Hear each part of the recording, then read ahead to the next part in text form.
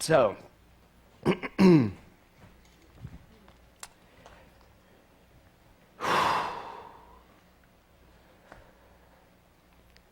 title of my talk today is Defiant Love. And so, as I said, this song was written for Neil's wedding.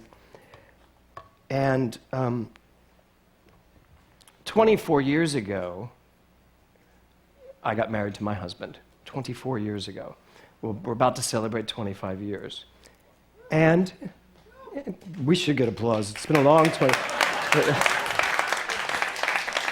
He's across the street playing the minister's wife, taking care of the bazaar, minister's husband. Because it's funny, our kids always say, Dad, you're really the wife in the marriage. And I said, last night, finally, while we were baking, I went, I never want to hear again that I'm the wife. At which point Nora said, the way you just said that, that's why we say it. Anyway, so 24 years ago, Kevin and I got married, still crying from that song, in Southampton, New York. And it was quite a defiant marriage because we didn't do that back then. Gay people didn't get married back then. But we had a huge wedding, and I know I've talked about that at this church before.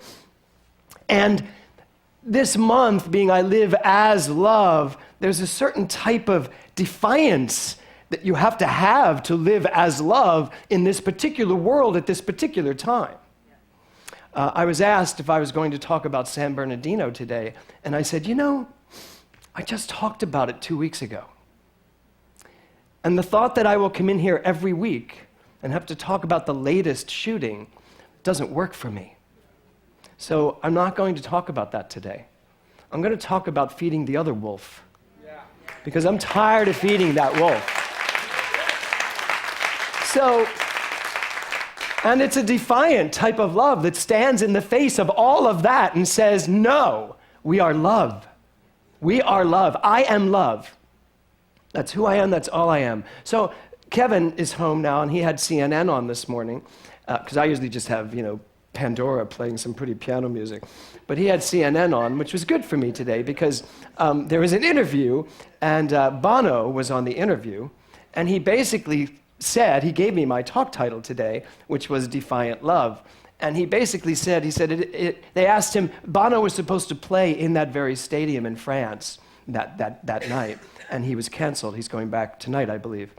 And they said, how do you feel about going back? And he said, it is important for us to be defiant in the way we live this love, because if we don't, we lose.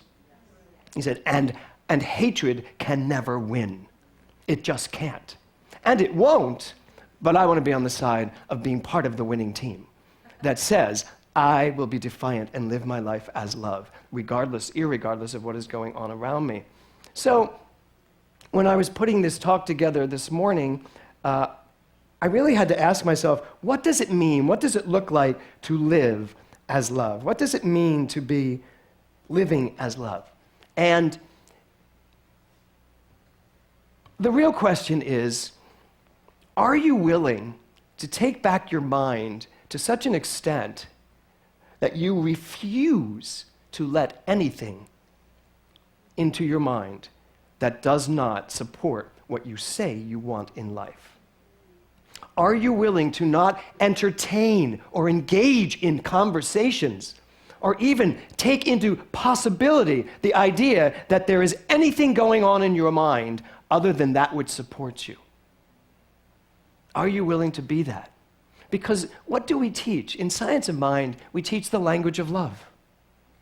We teach the language of love, the language of life, meaning that as I speak, where I speak from comes from a belief that love is all there is. So the language of love means that I get to live my life speaking from love, listening for love, identifying love, and then living the rewards of love. And nothing else. Or as Dr. Tom Costa used to say, no matter what. You all know that phrase, right? Let's just say that. No matter what. It's so important. When Karen was up here talking, when she did her treatment to music, spiritual mind treatment. I mean, I don't even know, you guys might not even know what spiritual mind treatment is. Many people don't. We know prayer. We know what prayer is, but prayer is usually, dear God, don't let that happen to me. And where are our words going? As I say, dear God, don't let that happen to me, I'm filling my mind with the idea that something may happen to me. So what am I really doing? Hoping that there's something out there that's going to protect me from what I'm creating in here. Yep. So that's not what we do. That's not how we pray. We pray the way Karen just prayed. We stand in the atmosphere of love, the language of love, and we let it out. And we speak. And we change the atmosphere around us. And the atmosphere around us is an atmosphere that is very attractive. And it attracts everything in.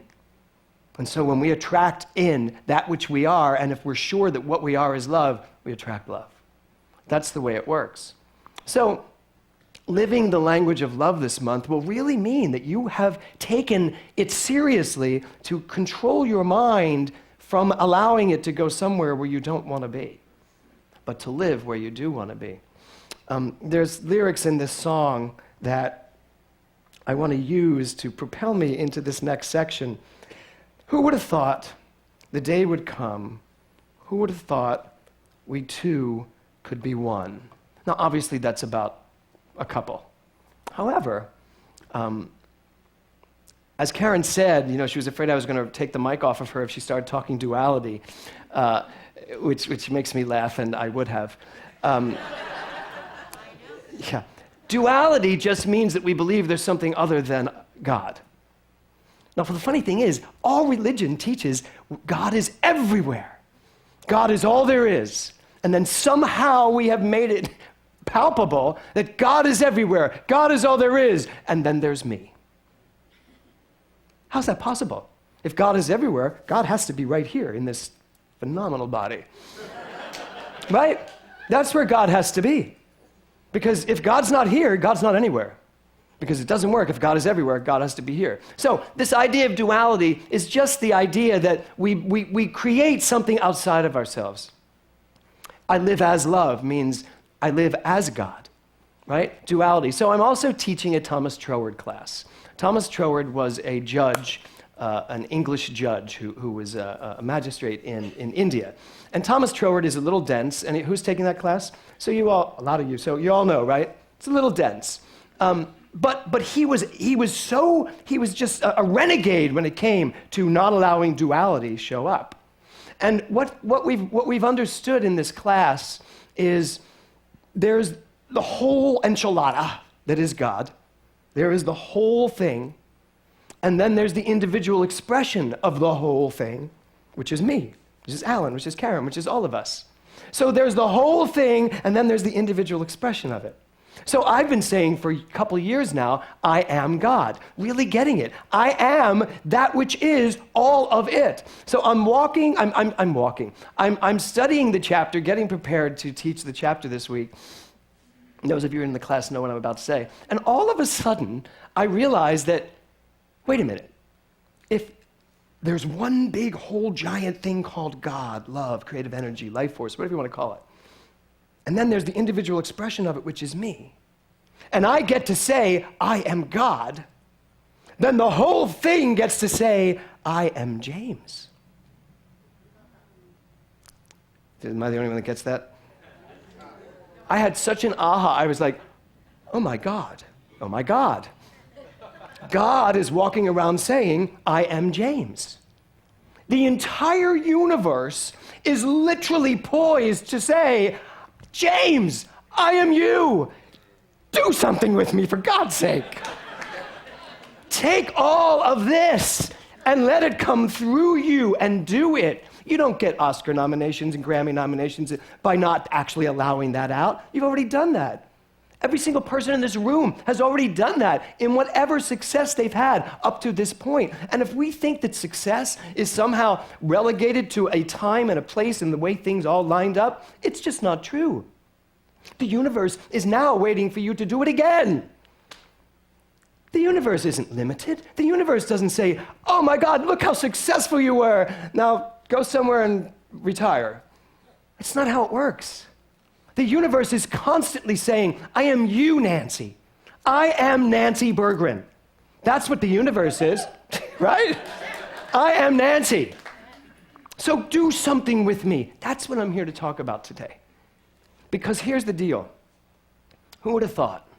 Who would have thought that after all these years, 61 years I've been walking this planet, I know, hard to believe, but for 61 years I've been putting all this together in my mind. How does this work?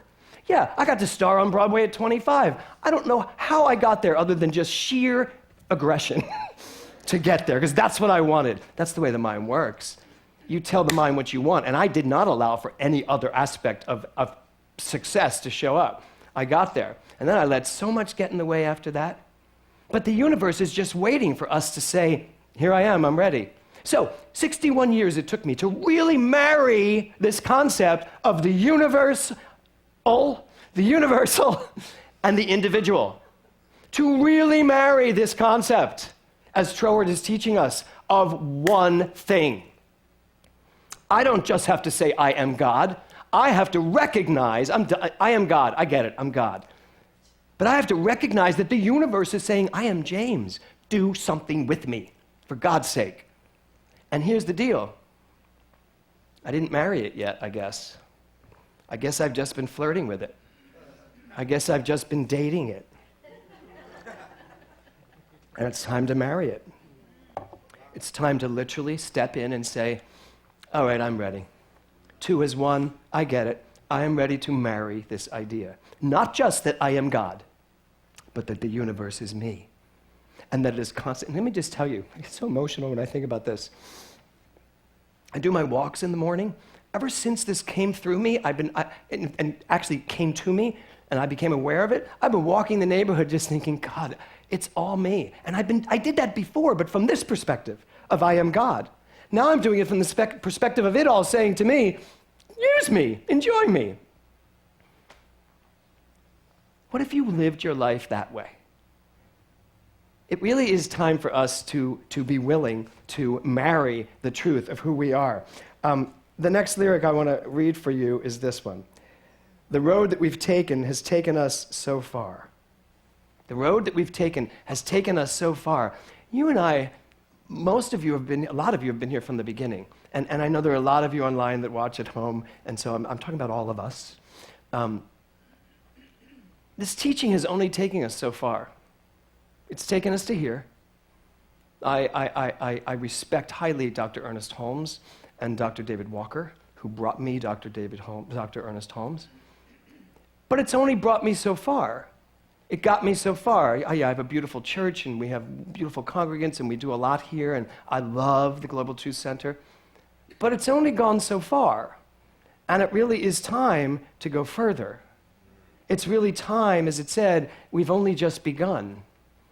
You know, to say to myself, I have only just begun. At 61 years old, to say I've only just begun, that's radical. And yet, that's how I feel. I've only just begun. Nora asked me the other day what age I thought I was going to retire at. I think she wanted to know when I was turning the house over to her or something. Because she was like, when are you moving to Palm Springs? Which does not mean I'm retiring. You don't move to Palm Springs to retire. You move to Palm Springs because it's beautiful there. You can do the same thing in Palm Springs you do here. So it's next week.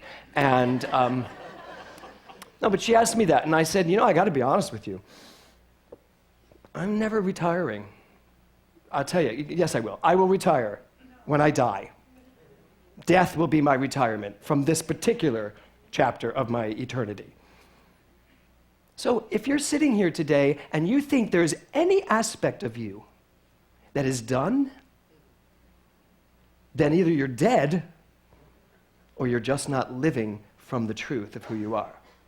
If you think there's anything that you can't have or do or be because of something like age or what's happened before, principle's not bound by precedents, then you really don't get that the universe is standing right where you are, saying, I am you. Joselito read a great quote from Mark Nepo, who's one of my favorite writers. Mark Nepo, and I'm going to give you a paraphrase. It said that the ordinary, the extraordinary, is literally lying right underneath the ordinary, waiting for us, just waiting for us to let it come through. How many of us are living ordinary lives? I mean, I wouldn't call my life ordinary. in any way, shape, or form. But I will tell you this, there are aspects of my life where I need to let the extraordinary come through, even more. So I want you to ask yourself, where do I need to let the extraordinary truth that I am come bubbling through me?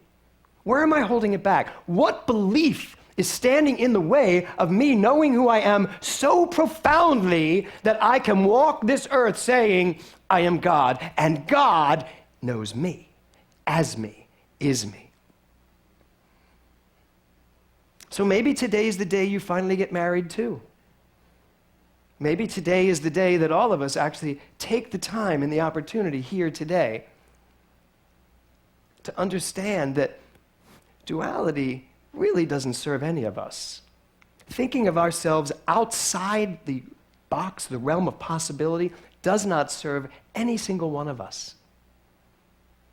The universal mind, that is the allness of life, and the individual mind, which is the way you're using your mind right now, is the same mind.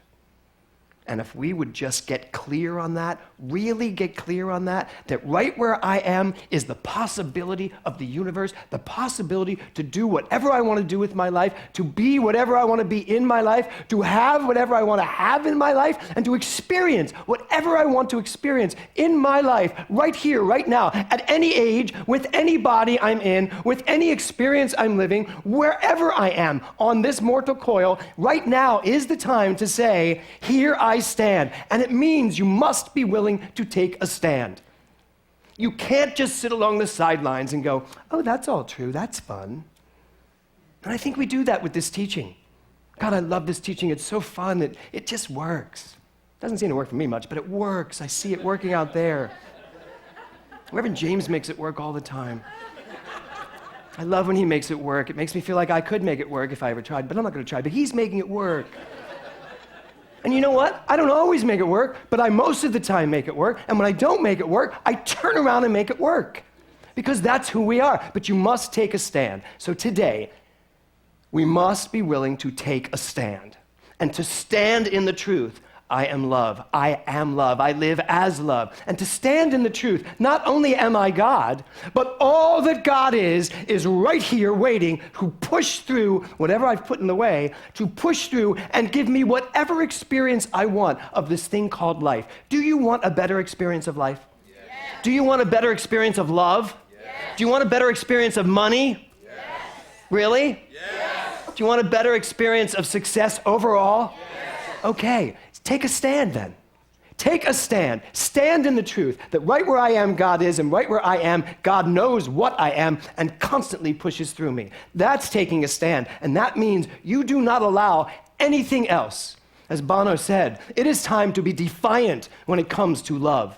Love meaning the creativity of the universe that I am. It is time to be defiant in all that we think, say, and do, and don't let anything stand in your way no matter what.